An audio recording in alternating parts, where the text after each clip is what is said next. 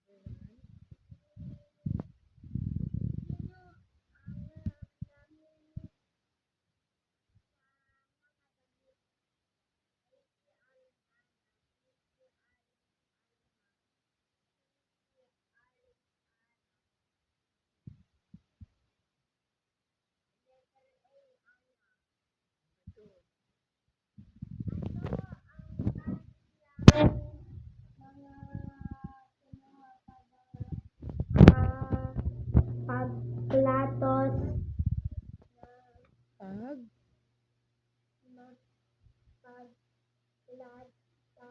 Tapos? piliin ang mga damit. A. Timba at tabo. B. Sabon at batsa. C. Sabon at tabo. B. Maybe it's sabon at batsa because Okay. it says sabon and then batsa. Okay. Number 3. Ano pa ang kanyang kinuha at inihanda? A. Drum. B. Hanger. C. Gana. Palanggana. It's NG. Yeah. Si answer. Palanggana. Palanggana. This one, here. Correct.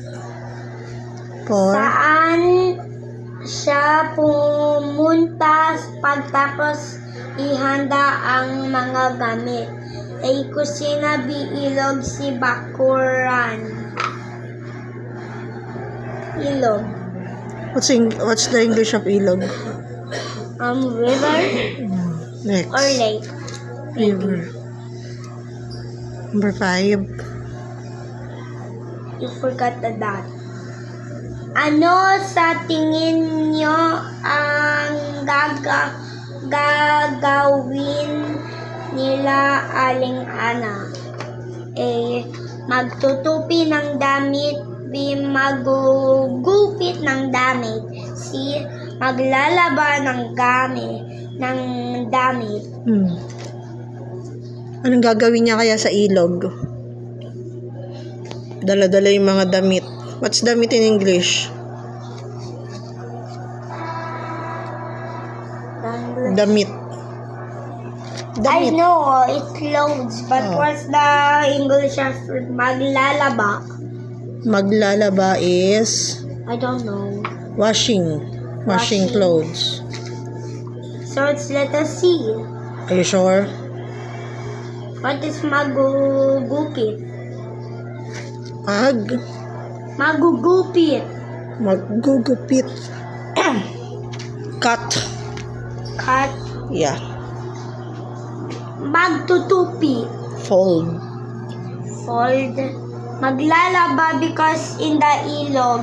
Okay, correct. That question is so hard. What do you say to teacher? Thank you, teacher. You're done na? Yes.